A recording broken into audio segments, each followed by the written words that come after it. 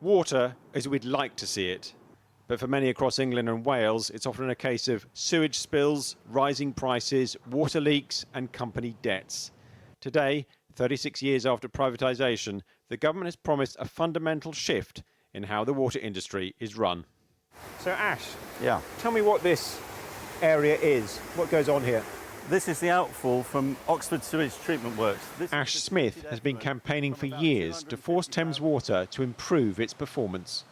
He sees this sewage treatment works near Oxford as an example of what's gone wrong with the industry.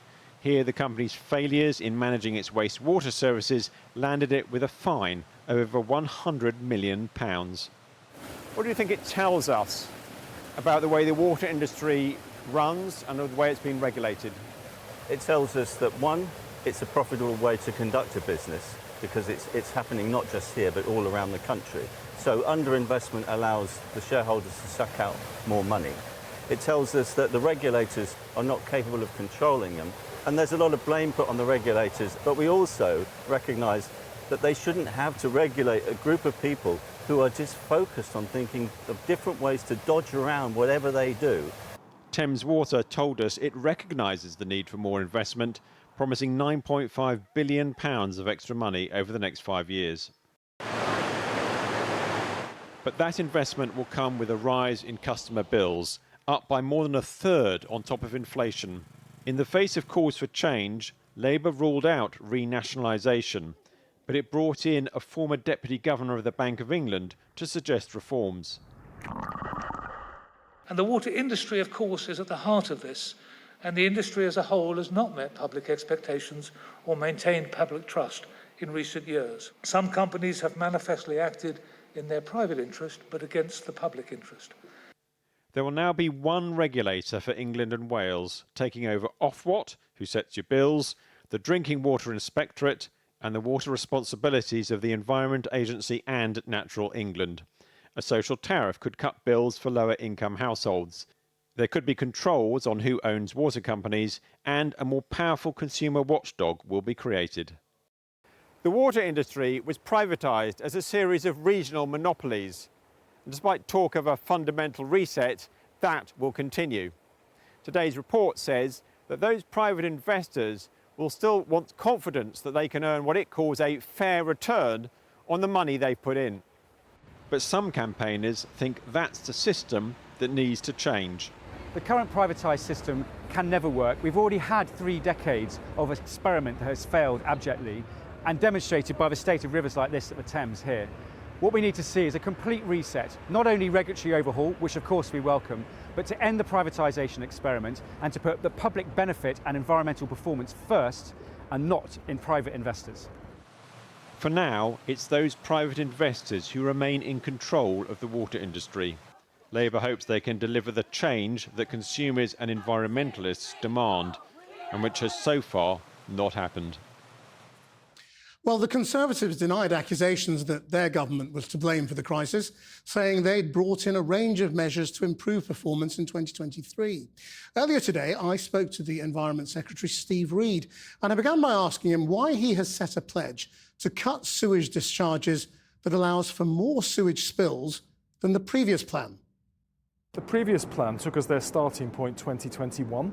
We're taking as our starting point 2024. So you're allowing more. And during that period, the number of spills and the amount of sewage pollution increased because the previous government didn't take any action to stop it. Now, I don't think it makes sense to have an artificial starting date that doesn't recognise the real situation in our rivers and our lakes and our seas regarding pollution. So we've set the baseline for this target at the actual level of what's going into our waterways, and we can reduce it from that. Bottom line, the plan is now to allow more spills than under the previous plan agreed by Ofwat that you're now abolishing. No, it isn't. The starting point is different. Yes, so but the number of spills is about 30,000. It doesn't take into account the additional spills between 21 and 2024. If you take that into account, it's a reduction. Even if you achieve this, you only take us back to 2022.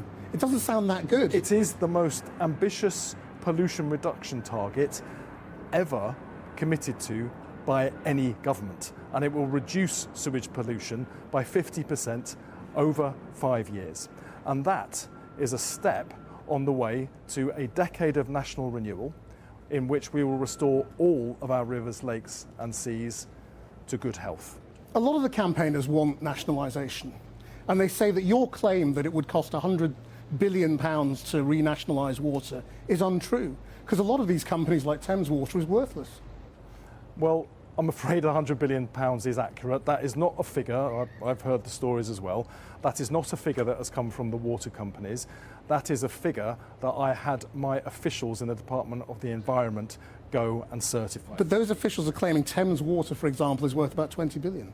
Thames Water can't sell to anyone. The value it's of worthless. The value of a water company is a combination of their assets and their debt. The total value of nationalising the water companies would be £100 billion.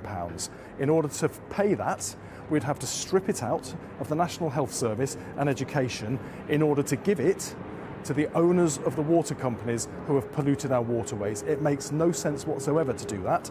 Secondly, if we were to go through that process, it would require years of legal wrangling to unpick the current ownership model, and during that time, the water companies would not invest a penny more in upgrading our crumbling sewage pipes, so sewage in our waterways would get worse. And in any case, it's not guaranteed to work, and we know that from looking north of the border, where in Scotland they have a nationalised water company, but pollution levels in Scotland are worse than they are in England. I'm going to focus on doing what will keep bills down and clean up our water. I'm not going to focus on ideology. Cunliffe says bills will need to go up. Are you prepared to say that to people? Well, they've had a massive bill rise this year. Bills have already gone up. And they're going to have to go up again. Bills have already gone up because the previous government did not enforce tough regulation and did not ensure that we had a regulator that was doing their job But they will keep properly. rising, won't they? That's the Because, truth. well, we had a big increase because, I mean, the analogy I use is if you see a crack in the wall of your house and you leave it for 10 years before you do anything about it, the damage gets far worse and the cost of fixing it becomes much higher. That is exactly what happened to the sewage system beneath our feet. Now, I can't undo the damage of the previous government. I can make sure it never happens again. So why do you think Fergal Sharkey wants you to resign?